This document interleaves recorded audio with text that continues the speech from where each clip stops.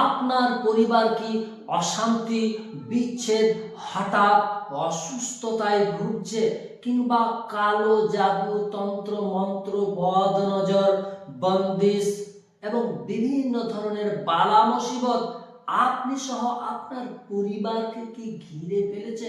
আপনার পরিবারের মধ্যে কলহ বিবাদ কি লেগেই রয়েছে?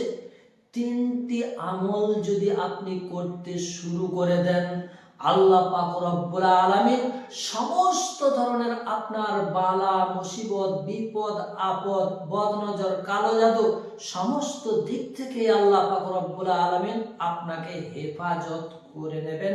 যদি আপনি তিনটি আমল করতে শুরু করে দেন, এই তিনটি আমল যদি আপনি করতে শুরু করে দেন, কেউ আপনাকে কালো জাদু তথা ব্ল্যাক ম্যাজিক, বন্দিশ, বদনজর, বিচ্ছেদ, জিন, জাদু, দেও, দৈত্য সমস্ত ধরনের আশ্রাত থেকে আল্লাহ পাক রব্বুল আলামিন আপনাকে হেফাজত করে নেবেন। আপনার ধারণার বাইরে সেটা। এই আমল তিনটি করতে শুরু করে দিলে এই আমল তিনটি আপনার সামনে বা আপনার পরিবারের সামনে এসে ঢাল স্বরূপে এমন ভাবে দাঁড়িয়ে যাবে, কেউ আপনাকে আর কিছু করতে পারবে না। সেই আমল তিনটি কি কি একটা একটা করে বলে দিচ্ছি। এই আমলগুলো আপনি আপনার জীবনে বাস্তবায়ন করতে শুরু করে দিন। এই আমলের ইজাজত বা অনুমতি নেওয়ার কোনো প্রয়োজন নেই। চলুন সেই তিনটি আমল কি কি এবার আপনাদেরকে আমি বলে দিচ্ছি। নাম্বার 1, মাসনুন দোয়ার ইহতিমাম।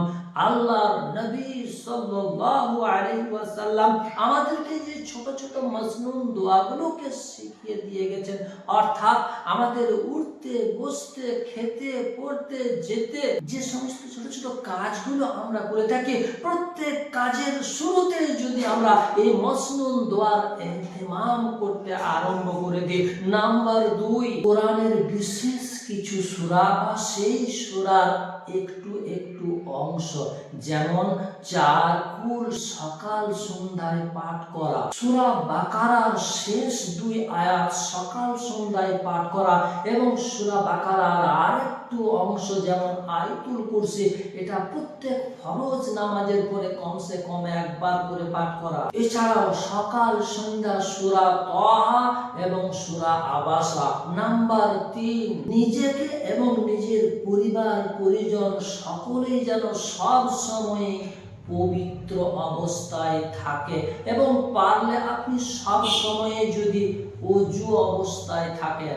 এই 3 ধরনের আমল যদি করতে আপনি শুরু করে দেন, আপনার পরিবারে, আপনার ফ্যামিলি সদস্যের মধ্যে কলহ বিবাদ, অশান্তি, বিচ্ছেদ, বন্দিশ ক্রিয়া, বদনজর, কালো জাদু, জিন, দেব, দৈত্য সমস্ত কিছুর আশ্রাত থেকে আল্লাহ পাক রব্বুল আলামিন হেফাজত করে নেবেন। কারণ এই আমলগুলো করতে শুরু করে দিলে এই আমলগুলো আমাদের সামনে ঢাল হয়ে এসে দাঁড়িয়ে যায়।